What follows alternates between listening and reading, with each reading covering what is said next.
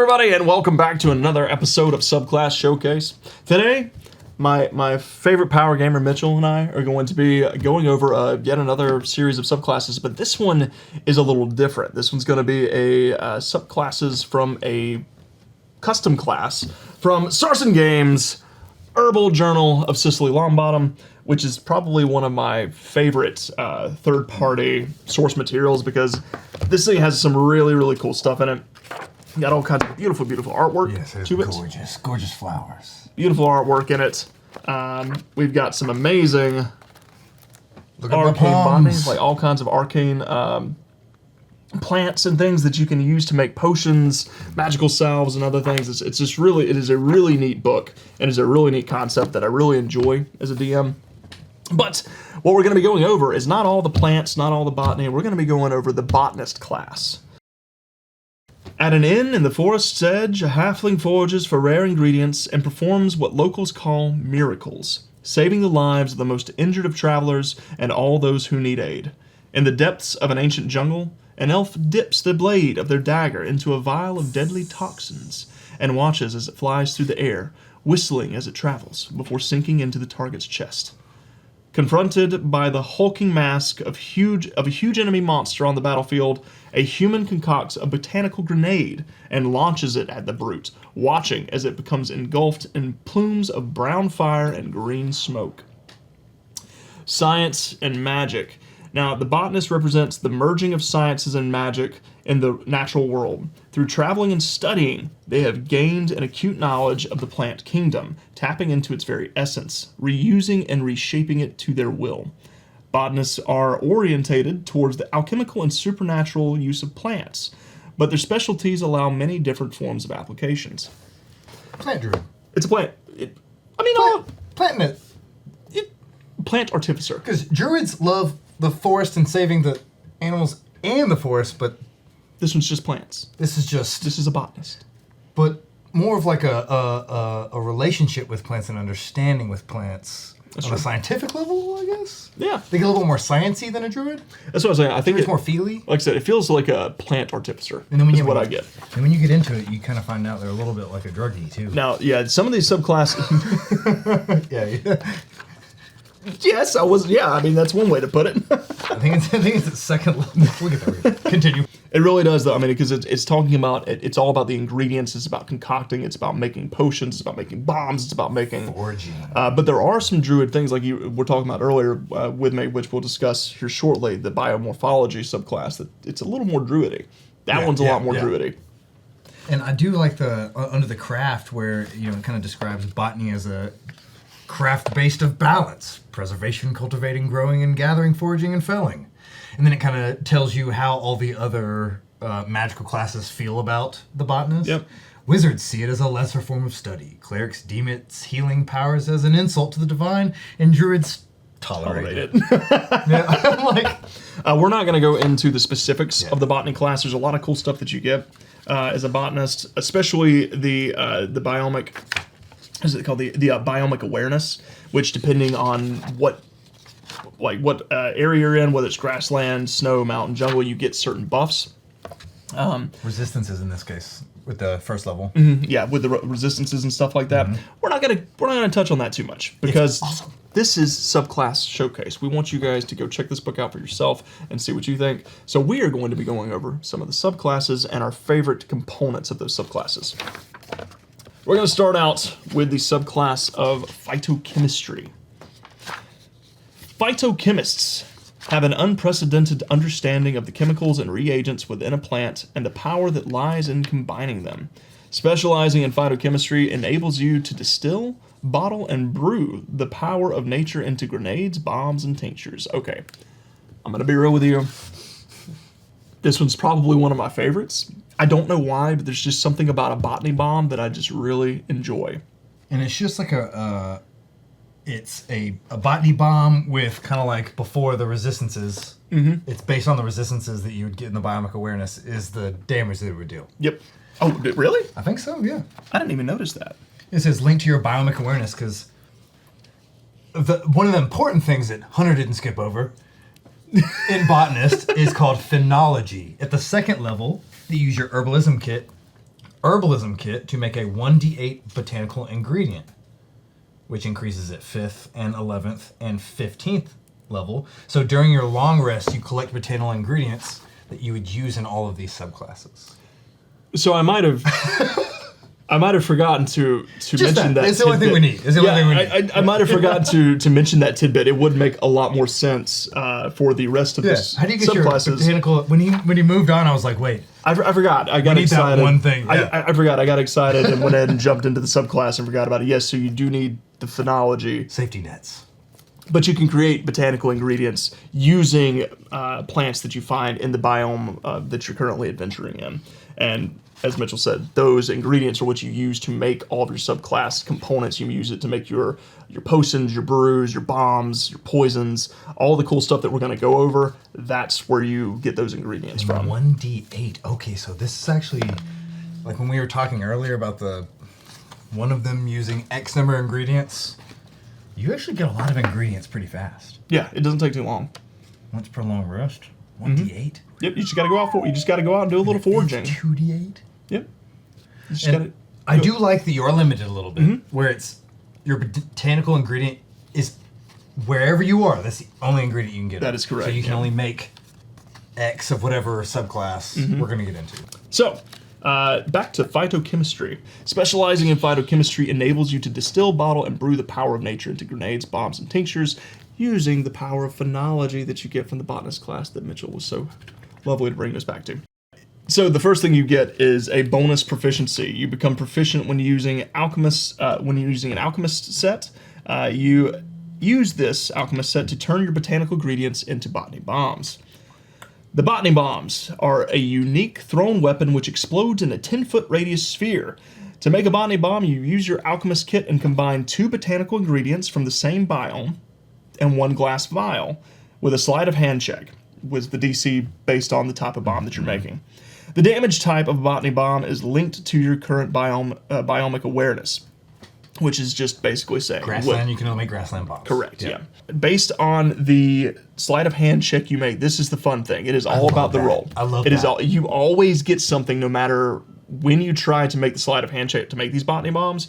Depending on how high you roll on that sleight of hand check, you get a stronger bomb. So if you roll a 1 to 9 on your sleight of hand check, you get a weak botany bomb, which is 1d6 of whatever that cold damage is. If you roll a 10 to 24, you get an average botany bomb, which is 2d6 of that kind of damage. However, if you roll a 25 or above, you get a strong botany bomb, which is 3d6. 25. Indeed. So proficiency, start with 2, so it'd be a +4. So you Depends only on get a your- +4 because you only use your proficiency for an alchemist set? No. You use your proficiency. Sleight of hand is a dexterity check. Oh, it's sleight of hand. Okay, it's sleight of hand. Nice. It's sleight of hand. Nice. So anytime, it's kind of like whenever you're using thieves' tools or like dexterity. tinker's tools, things like that, it's always dexterity based. So it's going to be your proficiency That's not bad. plus your dexterity. So if you have a dex-based character, you get a much higher chance of... I roll an 18 plus to get a strong botany bomb. and I'm going to be honest, as a DM, I would probably make it where if you roll a natural 20, you immediately get a strong one. Yeah, just for a crit. Yeah, I mean, if you roll a natural 20, you're going to get a strong one. For me as a DM, that would be my reward. Well, even at level 1, I mean, 25 plus, you're already just 1 point off anyway with a double proficiency. Yeah. So at 6th level, you get Chemical Chaos. This is where it gets a little bit fun. At 6th level, you gain an extra attack. You get an extra attack action. And your botany bomb's base damage increase to D8 instead of D6s. I missed that. So this is where you become kind of a grenadier. This is where you take, you make a bunch of bombs and then you just start tossing them out. You're making the druid like very uncomfortable. Indeed. Yeah. You're already foraging and now you're making explosions. You do get some other stuff later on, but we're going to let you guys check the book out for yourself to find out what you get at higher Builds levels. on the same kind of vibe, It really still does. a grenader. Yeah. Plantnator. Plantnator. Plantnator. Moving on to the next subclass. I think this is one that you were talking to me that it's got some pretty powerful stuff in here. Yeah, this is... You have to talk to your DM on this one. You are. Yeah. You are. Like, truly, honestly, Mitchell and I went over this at length before we started this. The toxicology subclass, it's fun. However, there are for me as a DM, I think that there's some things that need to be a little more limited than what Sarsen put in here. They're really fun ideas, but for me as a DM, I think that some of these would need to have a. There's a couple of these that are really powerful, and that means as a player, my mouth is salivating. Yeah, no, listen, it's fun. But it's you really definitely need to cover. Yeah, and it's not like it's easy to get. These poisons, some of these poisons that are really powerful are hard to acquire. Yeah, and we'll go over. It actually that takes a lot of ingredients to make one of these. It does. And one long rest to roll, 1d8, unless 5th level, then 2d8. I mean, you're going through all of your ingredients to make one of these. Yeah, you really per are. long rest. Yeah, it's a lot. You have to. It expends a lot of your botanical ingredients in order to make these poisons. That's what you do. You're a toxicologist. Yeah. So let me read about the toxicologist. Toxicologists specialize in the extraction and adaptation of poisonous compounds and toxins from across the plant kingdom. Not only can they craft common poisons, but their knowledge of plant-based toxins give them access to unique botanical poisons that aid them in assassinations, melee combat, and ranged battle. And indeed they do. Some of these are really, really cool. I like that he put it. Okay. We did go over some things that felt very overpowered. I do like that. I mean, if you use them in the thematic sense, you're not just in combat and use it to kill something, but you're like, hey, I want to use the Kelpie's tears for an assassination. Watch him drown at his own table. Kind of vibe. True. For thematic, that's where I think going over the DM and be like, hey, this means that's not this powerful here, but in this, it is. Yeah. Okay. That's a fair point. You caught me with the assassination thing. That's a fair point. For thematic, it'd be fun. For some of these, yeah. Like I said, it definitely, and it's not just this. There's a lot of, even in actual 5e, as everybody knows, you're going to be talking with your DM over certain spells and the wording of things. Yes, communication with your DM is incredibly important. It's incredibly important. Always communicate with your DM. If something sounds too good to be true, don't listen. Fight more. Moving on. This is still a really, really fun subclass, though. Yes.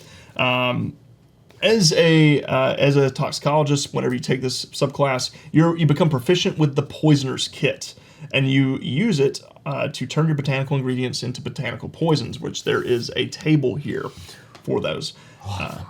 On top of the well-known poisons of the world, toxicologists can craft botanical poisons from botanical ingredients to diversify their arsenal. By using salves, oils, and tinctures only known to botanists, they make their blades and barbs far more deadly. Botanical poisons are either contact, ingested, inhaled, or injury poisons. See below for crafting, and that's where we're going to get into the table a little bit. And I do like it does stick to the biome where you don't get to pick. Indeed. It's based on your biome. Yeah, it is. Everything, what I like about the Botanist in general is that while there's some really powerful stuff in the subclass, you are limited to where you're currently adventuring. Control. It is control. A little bit of control. Yeah. And if your DM really hates a certain poison that you've thrown at him, you probably won't go back to the grasslands or the desert. The grasslands and the desert wasn't the one that worried me. You know which one worried me. Yeah, the ocean. Which makes sense. I mean, you're on open water. So, I know everybody, we've been talking about this one particular poison, so I'm sure you guys are wanting to know what it is, but we're going to keep this in true honor of D&D lore. We're going to roll for which poisons we go over. Here we go. Go for 2. 10. Ooh, Zydal juice. Ooh, I kind of like that one. Zydal juice from the jungle biome. So it's 6 botanical ingredients from the biomic awareness jungle. Okay. We would make Zydal juice. Zydal juice. A creature subjected to this poison must make a Constitution saving throw. And that con save is actually listed over here. The con save is 8 plus your intelligence plus proficiency. So there is...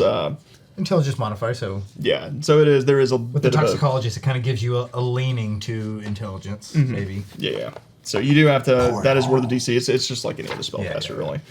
So they must make a Constitution saving throw against your Poisoner's DC. On a failed save, the creature suffers 1 randomly generated short-term madness. Which for you... That's fun. That's fun. Yeah, I like exactly. Because it's randomly generated. You, as a DM, can make it thematic if you want it. Bendable. Yeah, so if not overpowered at all. If you're a DM and you've never looked at the short-term madnesses, you definitely should. There's some fun ones in there. I've never. I'm going to keep it a secret. Yeah, you don't... I don't want to know. Yeah, you don't want to. I don't like to know what it can be.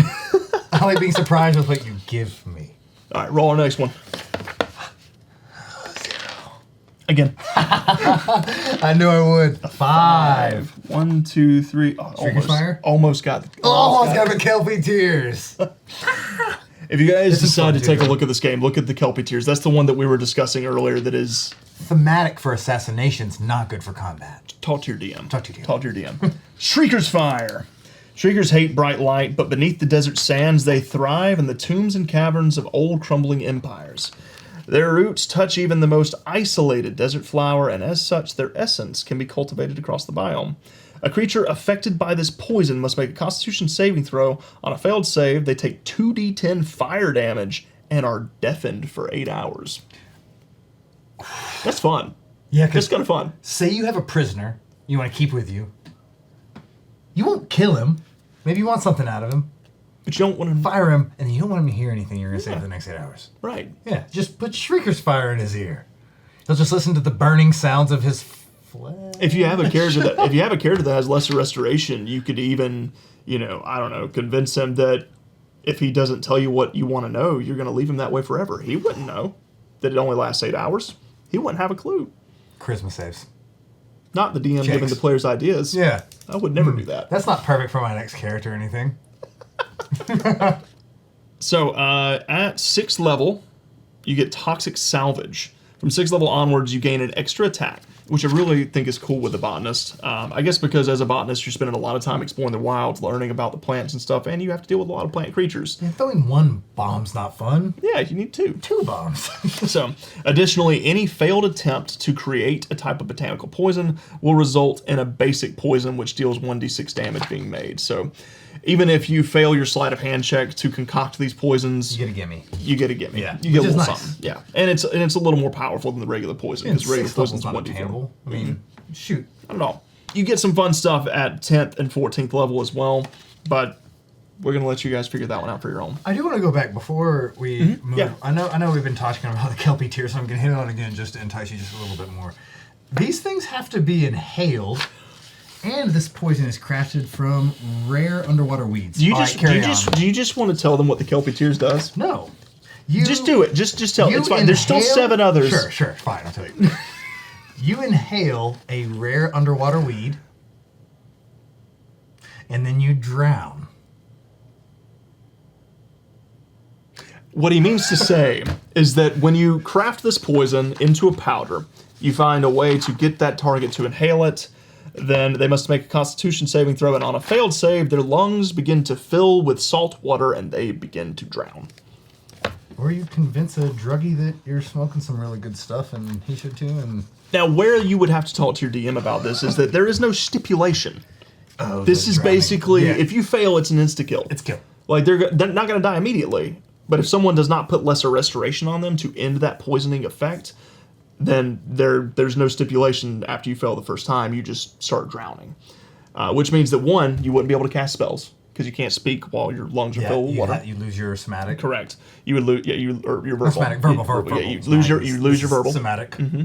You lose your verbal, so you wouldn't be able to cast spells. So someone would have to cast lesser restoration or greater restoration on you in order to fix it, or you will drown. Now, like you said, fun. If you're for an assassination attempt. If you're trying to kill someone, exactly. You couldn't put it in someone's tea because they drink it. They'd have to inhale it somehow. So there is a trick to it, but it is also difficulty. In combat, this is something you'd have to talk to your DM about as to how you would want to do it. Me as a DM personally, if this was in combat, I would say that they would get to make the con save at the end of their turns. I mean, he does have things in here where under type he says injury. Mm-hmm. Implying the ones that have injury, because if you look farther, these are the ones that you can apply to weapons. Yeah. But I do like these other ones where you... Oh, yeah. The inhaled, the ingested, like, they're fun. Tying that into combat and being like, how do I put this How do you make that work? And that could be the thing. Maybe it's one of those things where, I mean, it's going to be hard to get someone to inhale something in middle combat without you accidentally inhaling it yourself. Powerful. That's why they're those are the powerful ones, aren't the ones that are injury. They're the inhaled, ingested type. Yeah, exactly. And I think that's what it's meant for thematic sense, but there are going to be some players who are going to want to try to bend that a little bit. I can't imagine who would do that. So, like I said, It's written. if you decide to get this book, definitely run that past your DM before you do it, and come up with the way that you think works best and that they think is fair. Yeah. For all parties involved. You don't want to stop your campaign to fight over poisons. Pharmacology. This is the complete opposite Simple healer. of the toxicologist. Pharmacology is a branch of medicine and biology dedicated to healing. Botanists who specialize in this branch have learned to combine their botanical ingredients into poultices, potions, and salves to help people. Pharmacologists have an innate ability to heal the sick and ill and the dying. Probably the druid's favorite botanist. Probably. Yeah. Probably so. Yeah. But what's cool about the pharmacologist is that the actual healing potential here, you really have to want to play a healer. Like, this is what you're going to be It's doing. what you are. Every short rest, every long rest, you are collecting stuff to heal. But The your heal- spells can be spent somewhere else now, I guess. Yeah, that's true. But your healing potential is outrageous here. Like, the healing potential that you can do with the pharmacologist is ridiculous. I mean, essentially you become a potions maker, but your potions they heal far more than your basic healing potions do. You're just a straight healer. Yeah, there are no spells. Yeah. Yeah, like I said, you're just a straight healer. Like I said, you have to really want to play the healer for the pharmacologist. But you're a good healer. And if you're going to stay here, you're going to get to enjoy the high level things because you're not going anywhere else. See, the fun thing about playing the healer is that you hold the rest of the party's lives in your hand. Okay, yeah. So there is that. I hate we don't play alongside with you sometimes because some of the things you say make me really upset. Because I would do that. Yeah, I would do want that. I want that. I want to be so upset at the table and look across and be like, "You're my party." I would be like, "You remember the other night when you stole my rations?" And his skull would not have been good for your type. Oh my god. So big healing, 2 botanical ingredients. Yeah, so the kit that you no get... biome specific. Yeah. So the kit that you get proficiency with to start with is the healer's kit, which checks out. Healing drafts. You can use your healer's kits to create healing drafts. These healing drafts can heal wounds, restore hit points depending on their potency. To make a healing draft, you must use the healer's kit to combine 2 botanical ingredients with a successful medicine check below. So you make a medicine check. It's not sleight of hand like the others. This one's medicine. You make a wisdom check to create a weak healing draft, which is a DC of 1 to 3. Like, I think unless you roll a natural 1, you're probably going to make that one. Yeah, your plus has got to It's got to be poo-poo-doo-doo. Especially you're proficient. No, you're not going to do a week. Yeah. So unless your DM is like nat ones mean auto fail. Yeah. So the DC is 1 to 3. So if you had a +2 and you rolled a 1, then it's just that same thing. Some DMs feel the same way about your crits as the nat That's ones. true. That's true. You make a weak sword breaks. Even that, a weak healing draft still heals 1d6 hit points. Not bad. The average healing draft is a DC 4 to 18, which heals 2d6. And then your strong healing drafts are for a DC 19 plus, and they heal 3d6. Much more obtainable than the Fido. Oh yeah, for the absolutely, bomb. absolutely. Much more obtainable for the strong. So you're going to get a lot of 3d6 free heals. I mean, you are going to be. No one else is going to heal anything in your party. You are going to be the healer, and you have to love it. And that's it. And the fact that it only takes 2 botanical ingredients as opposed to 6 like the other ones take, It has no discrepancy on table. Nope, you can make so many healing drafts. As a bonus action, That's all you'll do. This is the other fun thing. As a bonus action, you can touch a creature and administer any potion in your possession. It takes our house rule out of the way. Know what it says. Notice what it says. Any potion. Not just your healing drafts. Oh, I didn't see that. Oh. Any potion. Alternatively, you can give them to your allies who can administer them themselves as an action. Healing drafts last 2 days before becoming a dud, and they have no effect on undead or constructs. Which is long. 2 days is long enough. It's basically just saying that you're really good at pouring these potions down people's mouths. Because you wake up, you forage, you make potions, you spin them, repeat. You're not going to run out. Yep. Remedial injection. From 6th level onwards, you gain the ability to administer healing drafts from a range by applying your potions to a blowgun ammunition. Applying it as a free action. You gain proficiency with a blowgun and find 1d4 of improvised ammunition every time you forage. So that one's That is an interesting take on it. Like I really It's like like a from afar healing, even though you've got your.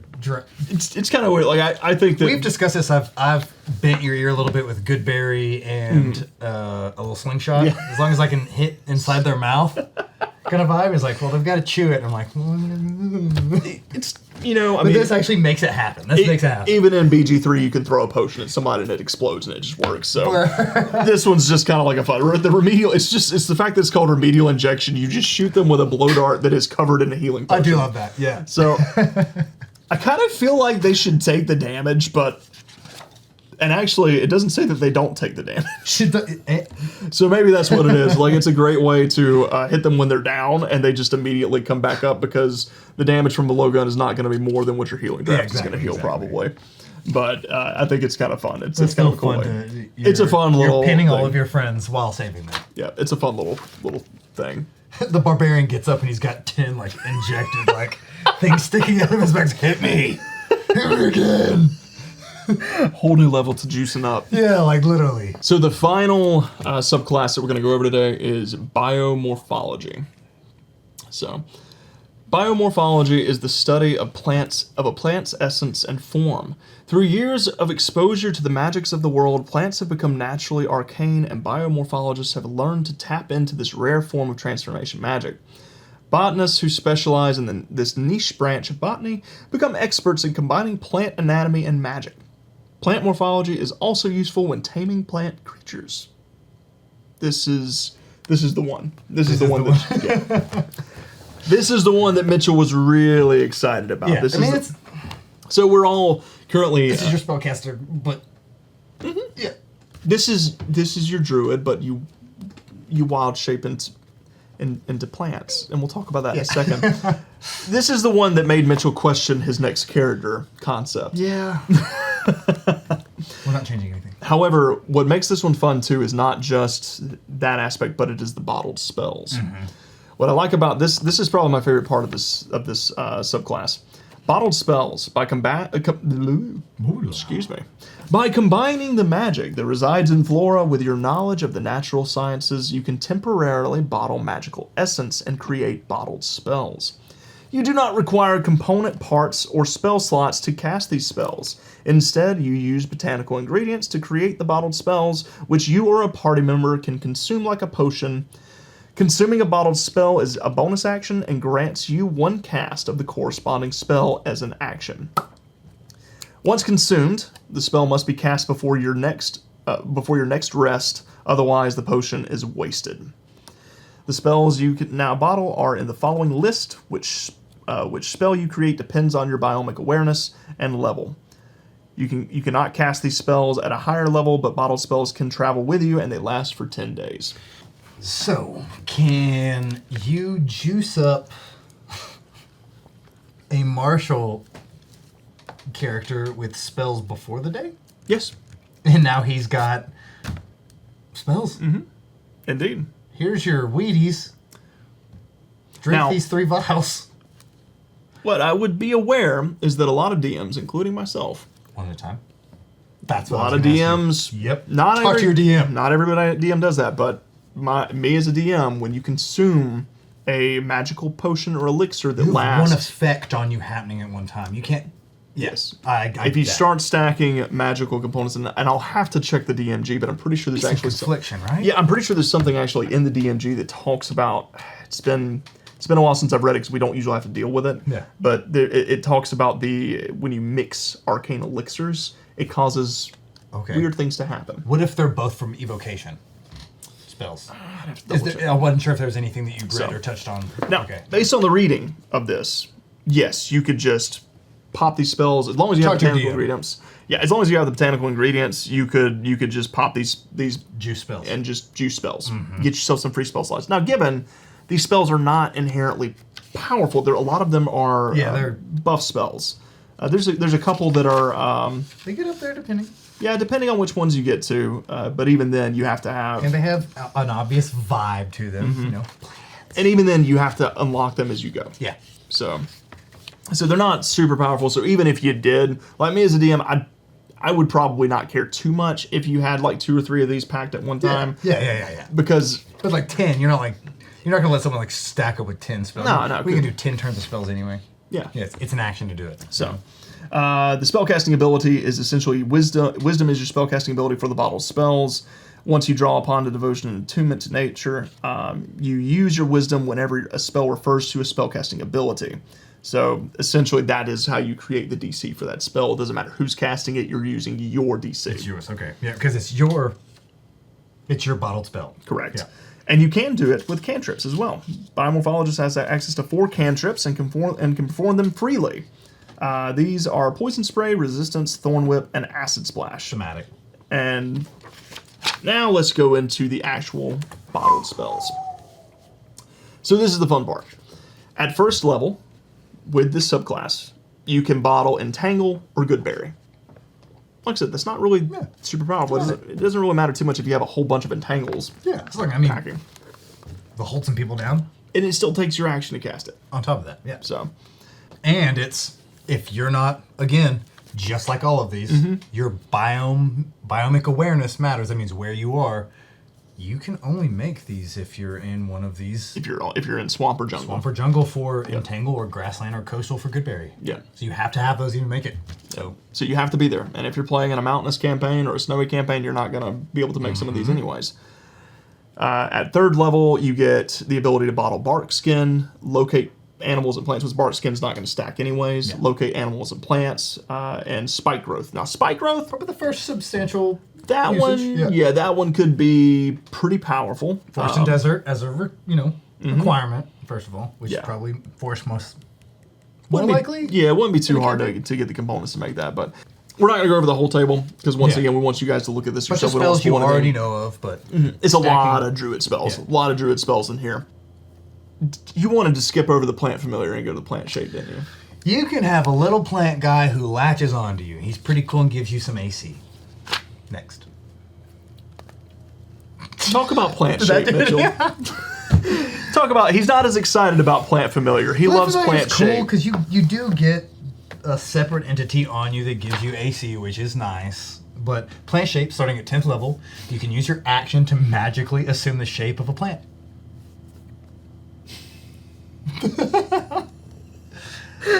I just have so many reasons I want to use this. You just want to be a house plant that your party members have to carry around all the time. I got you a gift. This is beautiful plant. It'll bloom in 3 days. So yeah, there is a lot of stipulation. We're not going to go over all of this, but more or less at 10th level. What's the transformation CR, I guess? Yeah, it's you. At 10th level, it is essentially like it's a wild shape. It's a wild shape. Use CR. Once per long rest, right? You can use this feature once. You regain that expensive to use a long rest. Botanist level determines the plant you can transform into. So it is your CR equal to half your level rounded down. So at level 10, you could turn into a CR5 creature, plant creature. Is that? That's pretty good. Yeah, Shambling Mounds are freaking powerful. A big old plant mound. Yeah, Shambling Mounds are insanely powerful. Good, yes. I mean, you could turn into Blights. You could turn into, Blights. You think about, Needle Blights do tons of damage from a distance. And they're plant creatures. Or just a beautiful houseplant. Yeah, sure. If that's what I feel like that's what you would do. You would literally just, if you had no expended uses of it for the day, I have this sneaky suspicion in the morning, if you guys had nothing planned, you would say, I'm going to turn into a bush and just soak up some sun. Yeah, literally. This SpongeBob. We've all seen it, right? The photosynthesis? Photosynthesis. Yep, that's what I'm doing. Why waste a thematic plant shape? Listen, Sarsen content is changing me into a thematic player, not an optimizer. I want thematic optimization. So where you have to give me what I want because it sounds so cool. That's more fun. It is. Yeah, that's way more fun than rolling dice. Yeah, because then you get the big smile, and then I feel really good about making you smile and still getting what I want. Oh, thanks, buddy. Or it's the other way, too. I promise it's the other way. So, we're not going to go over any of the other details. Like I said, that's just some of our favorite portions of these subclasses. That's kind of the fun aspects of them that we personally picked out that we wanted to go over, but we don't want to spoil all the goody stuff that's in here. There's a lot of stuff that you get as a botanist throughout the levels as you level up, and each subclass has some really fun features that just kind of expand upon that core aspect of each one, which I really love. It's really kind of a focused subclass. Yeah, it's definitely I mean, I could use this for so many different multi-classing reasons. But I would only really use it for like maybe a druid, an artificer, a wizard who's getting a little bit more green, or it's got a flavor to it. That's what I like. It definitely has a flavor to it. If you're playing with rangers, you're gonna have a great time. A ranger with this would be great. Yep. Like a wandering forager. Yep. It's all hyped up on his seaweed. So, what would you say, Mitchell, is your, out of all 4 of those subclasses, which one would you play? Like, which one would you pick? I already know my answer. You're going phytochemistry. Absolutely. Yeah. I want to go plant bomber. You know what I'm doing? Even though I can turn into a plant at 10th level, at 2nd level, I can thematically drown the king with Kelpie tears. I figured that would be the way. Yeah, it's just this. Toxicology is pretty fun. I like immediate fun. I don't like waiting too long. No. You know. Yeah, by compass, where does it point? Chaos. It points to chaos. So yeah, guys, go check it out if you want to see some more really fun subclass stuff, as well as DMs out there who are looking to add a little more plant-based foraging, arcane potions, elixirs. I mean, there's all kinds of really cool effects and concoctions that you can make in your beautiful artwork. Yeah. Was it separated by where it is? Like that was jungle? Yeah. Everything's based. Yeah. Every different biome has an entire list of different plant species that your players can forage for. Not even just your botanist. If you wanted to play any other classes, you could still acquire some of these. Right? Like Everything has every a use. single plant that would. Yeah. Every individual plant has an effect, has some kind of use based on if you use it as an ingredient, based on if you eat it, based on if you apply it to your weapon. Like, every plant has its own unique effect. It's really cool. Siege. Yeah. Even just the names. So, yeah, it's really cool. Definitely highly recommend checking this out. This is one of my favorite source materials. So check out the Herbal Journal of Cicely Longbottom. It is over on Sarsen Games website, and if you check out in the information below the video here, we'll have a link that takes you over to the website. And if you use promo code Blue Cottage, you will get 10% off your purchase. So go check that out, guys. And thank you guys for watching. Stay tuned for more. It's so out of focus. Stay tuned for some more Subclass Showcase. Thank you guys for watching, and until next time, we love you all. Happy gaming.